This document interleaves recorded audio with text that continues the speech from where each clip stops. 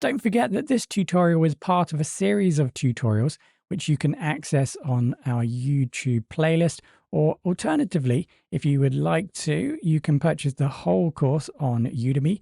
There should be a link to the YouTube playlist and a link to our Udemy course, which should always provide the best price in the video description. Having now explored some of the basic features of the Django migration system, we want to try and put that knowledge now into practice and to think about mid-project custom Django user model migration.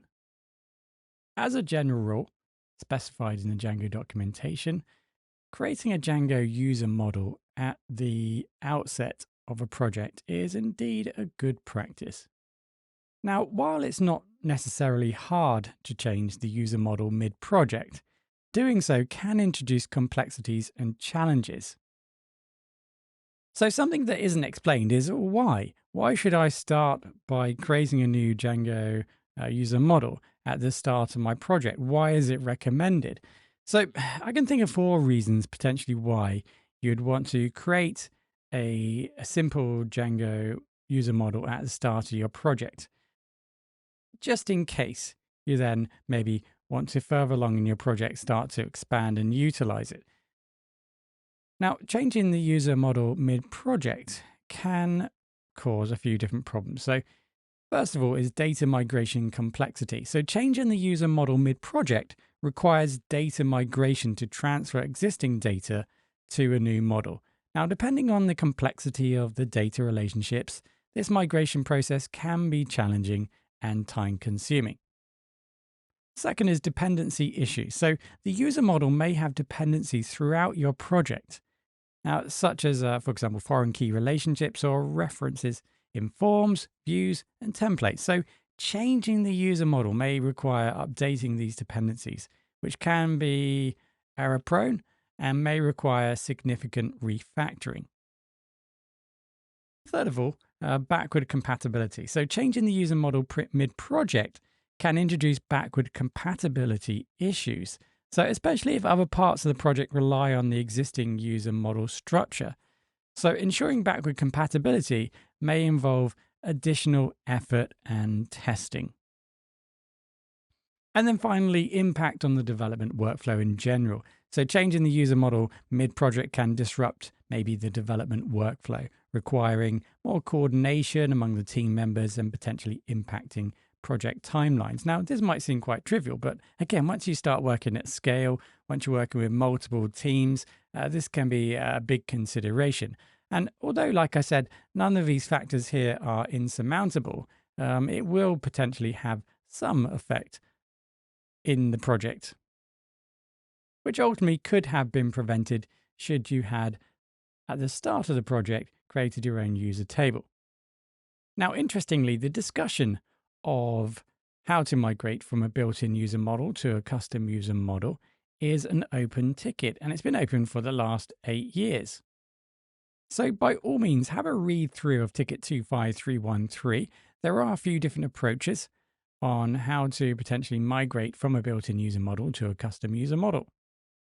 Ultimately, how you approach this will be dependent upon your project. So let's see if we can apply the process to this basic project. I'll take you through some of the considerations, what we need to think about when working through this process, and we see if we can actually change from the built-in user model, which we're currently using in this project, to a custom user model. So first of all, you want to make sure that everything that's up to date. So make migrations if you need to. Go ahead and migrate. Now, to simulate this, let's go ahead and create a new user. So let's create a super user, and we'll leave this to admin. No email, password admin, password admin. Okay, so we've got a new user. We are using, of course, the default user model. So we're not creating a new project here. We don't have a project here that has a custom user model. Let's make the assumption that we weren't working on this new project and you did have an existing project. Probably one of the first considerations to think about is where exactly is the Django user model used or referenced within our project? You may have multiple apps within your project, so it'd be well worth considering exactly when or where the user model is used there. And of course, probably more importantly, if you are using any third-party apps, you need to think about how potentially those apps might reference the Django user's model. Now, if you are downloading and utilizing apps from the Python package index, typically they will use generic methods for referencing the user model. So that isn't necessarily going to be a problem. However, some of the third-party apps I'm referring to here may be apps that you have generated or the business has generated for the purpose of your Django application. And in that case, it may have references to the Django user model. So the simple process here would be to go through your code, look for any references where you might have used the user model directly, and replace them with the same kind of generic references. Just as an example, you can see that we've imported user from Django.contrib auth models. It may be that you have some sort of foreign key or one-to-one field. So here we've added a created by and connected that to a user. So by using, for example, settings.auth user model, models can become more flexible and they can seamlessly adapt to different user model configured in your project settings. So instead of this type of approach, we might change that for the Django. Let's change that for from Django.conf. Let's import settings. So we then go ahead and change the user reference here. So now this becomes settings.auth user model. Okay, then we just need to then specify the auth user model within our project settings. In this case, we have it right here. So maybe at the bottom, we go ahead and define that auth model equals, and then our model. So that's going to be the app name. Just change that. So that's going to be the app name and then the table. So customer user maybe. So working with this approach, models become more flexible and can seamlessly adapt to different user models configured in the project settings. So now we need to add a new user model. So I head over to the accounts model. You can see that here I've created a new model users.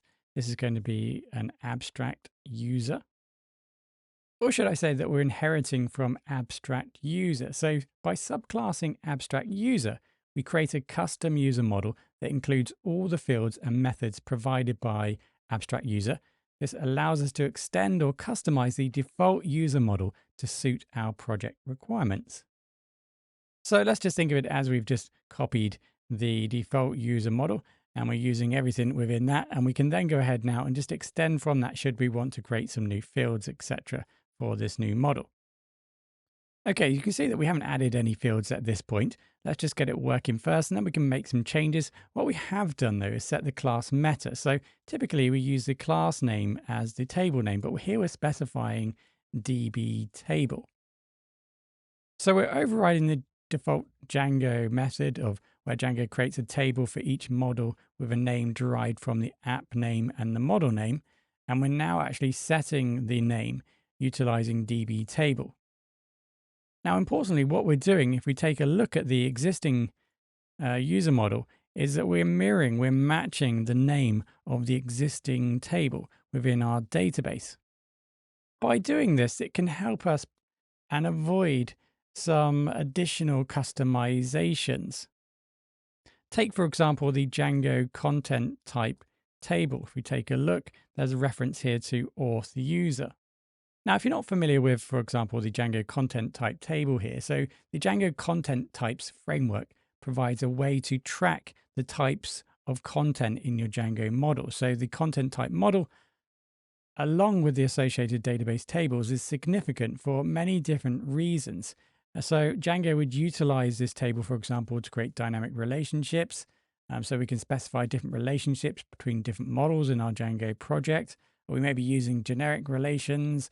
For example, it might be used in the Django admin interface.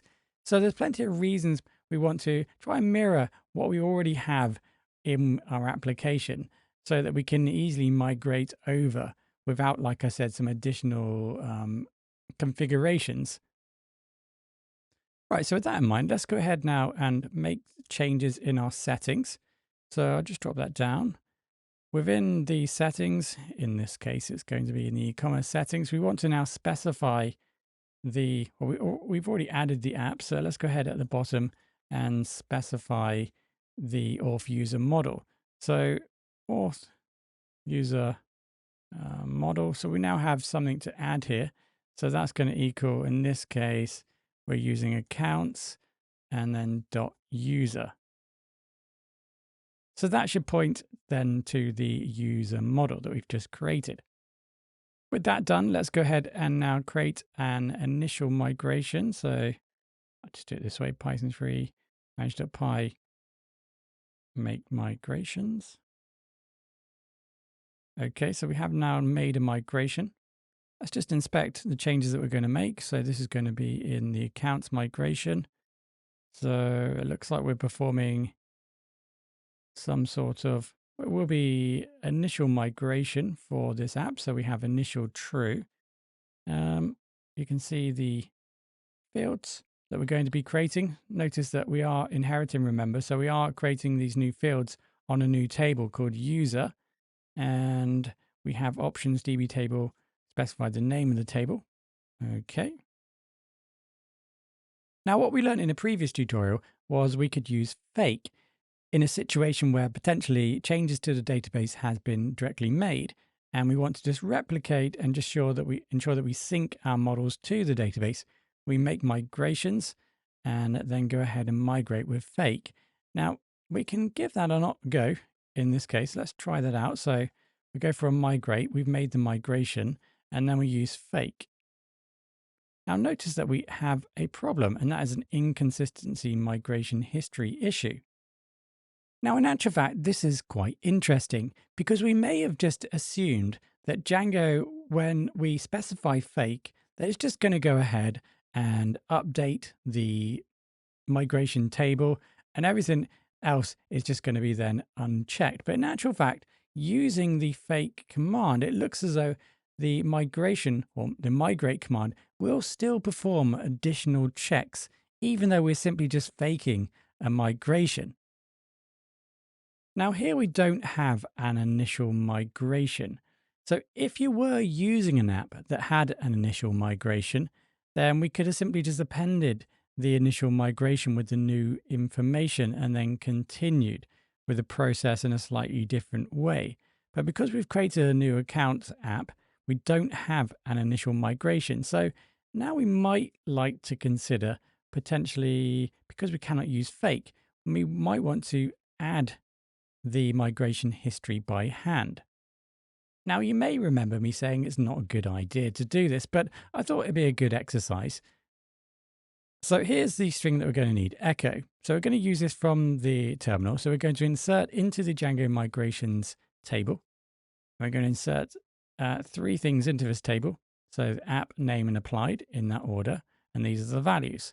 So here we're using the accounts app. This is the name of the migration, 001 initial. And then we're going to add in the current timestamp. So we're going to pipe that in. We could, in addition to this, we could have just run Python manage.py db shell to begin with. But this is just all one command that we can utilize. I'll zoom out a bit so you can see everything in this. Okay, so that's the whole thing. So all you need to do is copy that in and then paste it into there and give it a go. Now, before you press go, you do need to remove this, otherwise it won't work. So remove that and then give that a go. So once that's applied, let's take a look to see the effect. If we go over to our database, into migrations, let's show this table. If we scroll down now, we will have an initial migration for the account app. So our second task is to update the contents type. We want to make sure that we're no longer pointing to auth user. So we want to change this now to accounts user. Okay, so for this, we're going to use echo, update Django content type. Okay, then we're going to set the app label equals accounts. And we're going to set that where the app label at the moment equals auth and the model equals user. So we're going to run that in the Python manage.py db shell. So we'll give that a go. I'll cut that and put that in. That looks like that has worked. So let's go ahead and inspect the table again. So the contents type table, that should now have changed. And we now have account user. Now that reflects our app that we're using, or we have defined the user table within, and of course then the user model. So to summarize, first of all, we tell Django where to find the new user model. So in our settings here, we have defined the fact that Django will now find the user model in accounts and then the user model. So in this instance, because we didn't have initial migration, we have faked that migration by manually inserting it into the database. And then we've gone ahead and changed the Django content type to match or to reflect the new settings. And Django should now find the user table inside of the accounts. And of course, at the moment, the model is still called user. So now we can probably give this a go, see if this works. Let me just remove some of this. So we have already added a new user in the existing auth user table. So there should already be one existing user. That was admin that we set up previously.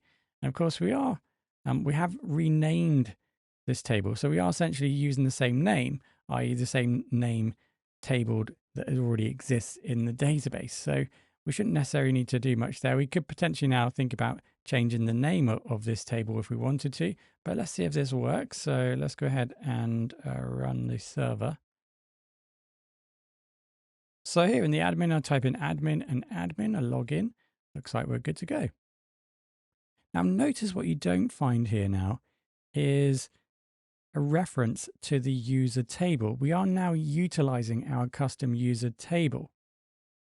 So we will need to register it in the admin. So let's just go ahead and do that. So here in admin, we will go ahead and let's now let's go django.contrib.auth.admin. Let's import the user admin. Let's go ahead now and from, in this case, .models, and let's go ahead and import user. So that's our new user table. Let's stick all this together. So admin.site.register. So the user and the user admin. So if you've not used the user admin class before, this is used to customize the behavior and appearance of the user model in the Django admin interface. So it's specifically designed for managing users through the admin site. So when we go back into the admin, let's refresh. We should now see the user table, so we can interact with the user table as per normal. So let's see if we can add some new fields to this table. So I've added, for example, in this case, the address. So this should, in addition to what we've already done, again, assess to see if we are actually utilizing this model. So let's go ahead and manage.py. Let's go ahead and make migrations. So we're told here that potentially we need to set, okay, unique true. Let's remove that. Unique equals true. Apologies. So let's do that again. Okay. And we go ahead and add null equals true and blank equals true so that we don't have to specify anything here. Let's circumnavigate that. So we can make migrations now. Let's go ahead and see if we can migrate this. Looks like we're good to go. Now we'll refresh our tables here on the left-hand side, and we'll take a look at the user table. It looks like now we do have at the bottom here the address. So it looks like, at least initially for this project, we have managed to customize or change mid-project to a custom Django user model. Of course, that was a very simple example. It's always very simple when you're working with such a small project, but you can imagine the potential issues that this might cause should it be performed on a larger project, which has a lot of tie-ins to the existing user model.